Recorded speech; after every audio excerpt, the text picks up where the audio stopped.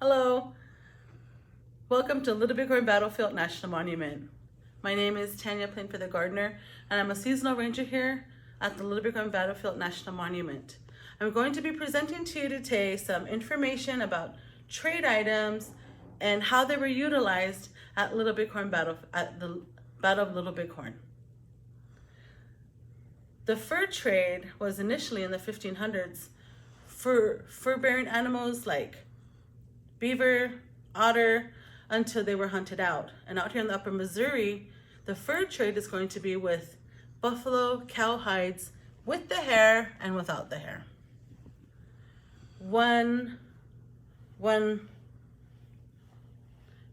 trading post in particular I'm going to be talking about is the Fort Union Trading Post. This was an American-owned company. It was called the American Fur Company, and it was founded by John Jacob Astor. It was based out of New York, but there was a base in St. Louis, Missouri. It was in operation from 1828 to 1867. That's almost 40 years. And this was a time of peaceful trade. And this was also where my people, where I'm a Crow tribal member, traded for items that I'm going to be showing you today. Many other forts that were owned by the American Fur Company were Fort Pierre in North Dakota, Fort Clark and Fort Union in North Dakota, and Fort McKenzie in the Montana Territory. Now, one of the main questions that I get asked when I'm conducting my talks or visiting with visitors here at the park is, where did the Indians get guns? Where did they get this? Where did they get that? All items utilized during trade. One item is going to be the firearms. The firearms are going to be traded between the indigenous peoples, the tribesmen, and the fur traders and the trading posts for a very long time before the Battle of the Little Bighorn. Items like the gun that you see here displayed in this display in the museum is a perfect example. And this happens to be a 1875 trade musket, Belgium made. And it's a perfect example of the guns that are utilized out here in the frontier. Another item of trade that was utilized, and it was a very popular gun, is the Barnett Indian trade gun, also called the Northwest gun. This was a smoothbore flintlock gun. It had a 30 to 48 inch barrel. It was a .62 caliber or 20 gauge. And the ammunition was a single ball of lead for larger game or a smaller shot for smaller game.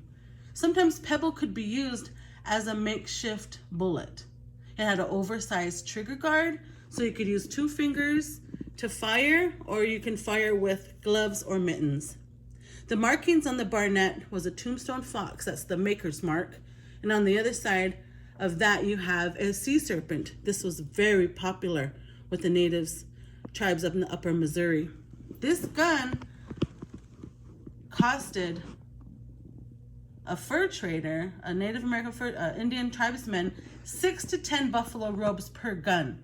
And the gun value was anywhere from $3 to $4.50. However, 6 to 10 buffalo robes are valued at $18 to $30. Muzzle loading rifles were popular in Indian trade markets. One was a Lancaster. This was made in Pennsylvania. It was a 50 caliber and it had a 40 to 44 inch barrel.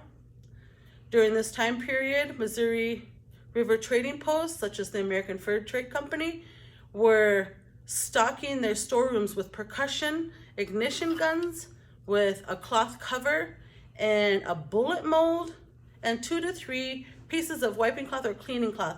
And this costed $11.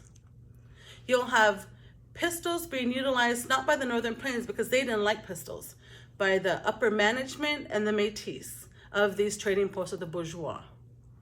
Another very popular trade item that you're going to see during this time period is textiles. One textile item is going to be wool. Wool is going to be traded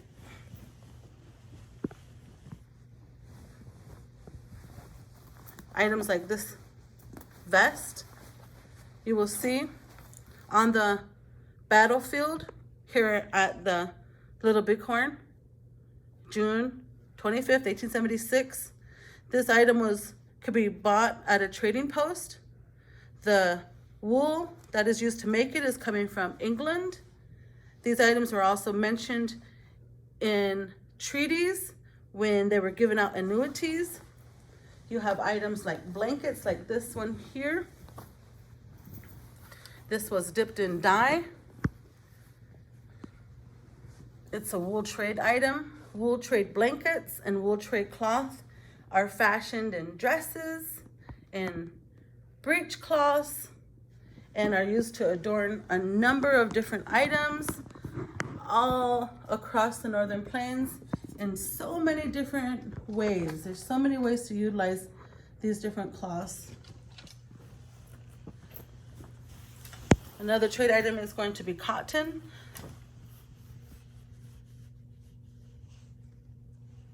This color here is not seeped into the edge of this blanket because of the clamps that were used to hold this. When they dipped it in dye and it was clamped so tight, the color didn't seep over onto this edge here. Another item that's going to be, you're going to see at the Battle of Little Bighorn down in the encampment, is this item here. It's cotton cloth, and this happens to have a combination of both wool, trade cloth, and calico cotton. Cotton is going to be very utilized. So at the time of the battle, it's June 1876, June 25th. It was an extremely hot day, and you have the option to wear a buckskin dress or a cotton dress. The women in the encampment were wearing cotton dresses if they had available. Cotton during this time period is going to be coming from the southern states of the United States. They provide 75% of the cotton needed in Great Britain, and that's who they supply. And slaves are working the cotton plantations and providing this demand. By the 1860s, cotton is the most exported manufacturing industry during this time period in the 1860s to the northern states in the United States and to Europe. It's a very lucrative time to be in the cotton business.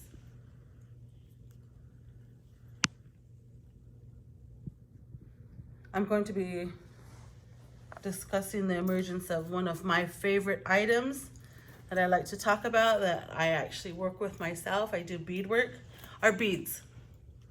The beads that are coming into the trade that you're going to see at the Battle of Little Bighorn, adorning everything from shirts to dresses to moccasins to leggings to almost anything that they have.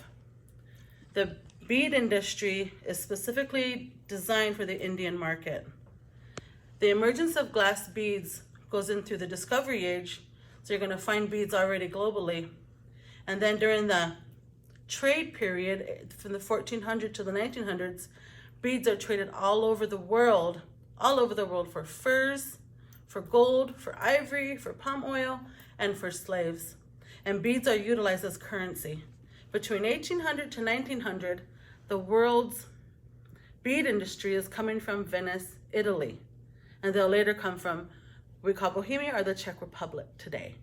During the 1800s through the early part of the 1900s, the weight of 22 tons of Venetian, Italian glass beads are produced each week and are exported around the world.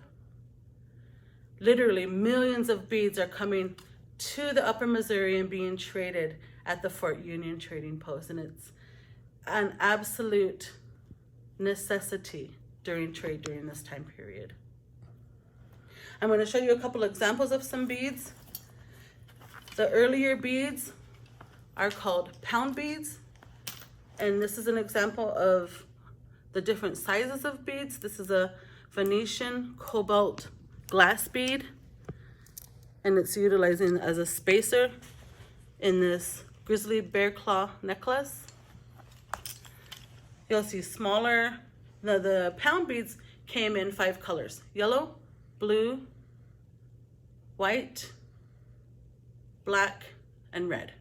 And then you'll see an explosion after the 1840s when seed beads come onto the scene, and you'll see many, many different colors and intricate beadwork designs, such as what you see here today. This cradle is a Sioux cradle. You put your baby, your infant in there, and the inside is lined with cotton cloth. And if you notice these bells here, these are metal bells coming from Germany. Many different metals are coming from Germany, like German silver, utilized in the trade.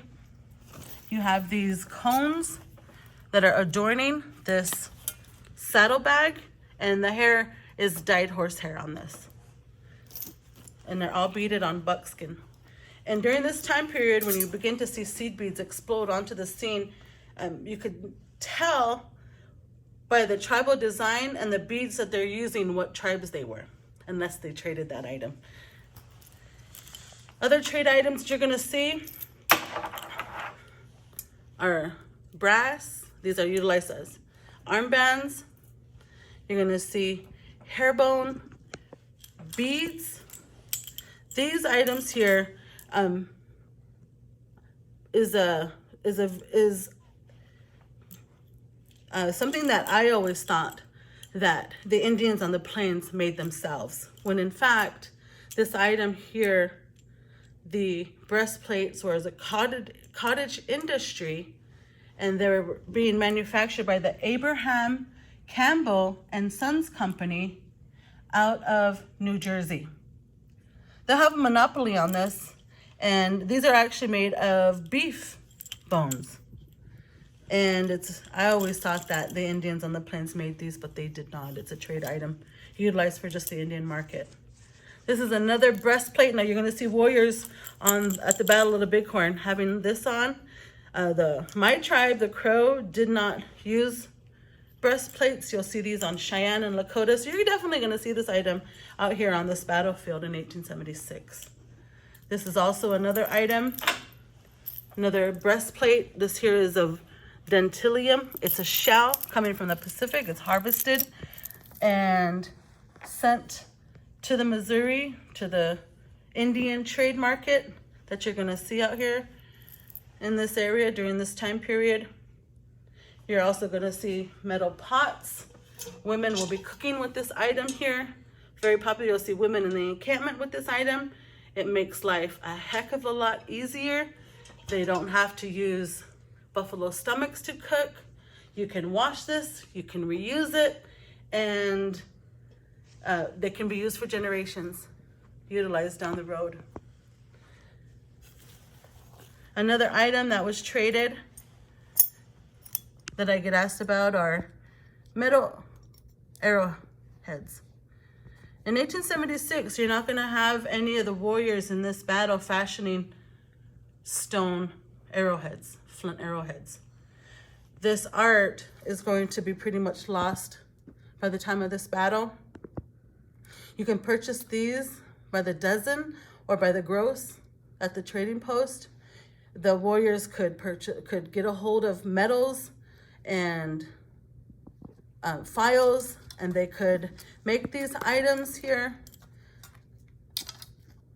Wolf Chief, a Hidatsa male, said in an interview in the 1830s that he lived during the last part of the buffalo horse culture, and that his grandpa talked about making flint arrowheads.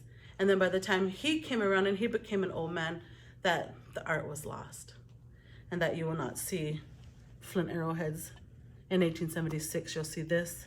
And Wooden Legs will state in the last few minutes of the Battle of the Bighorn that as the soldiers are hiding behind the breastworks of dead horses because they've shot their horses, and they're now hiding behind them, and the warriors, we rained arrows on the soldiers on Last Sand Hill, and then their shots quit coming. So you're going to see metal arrowheads at this time. And that's how a lot of these items came to be at the Battle of Little Bighorn. They came in through trade. They came in for a very long time. The Indians on the plains and in this country are going to have access to firearms for a very long time before the Battle of Little Bighorn, and they'll be utilized a variety of different items. You can fashion some of these items in a million different ways. And that's just a few of them. I want to thank you for watching. Thank you for your time, and have a good day.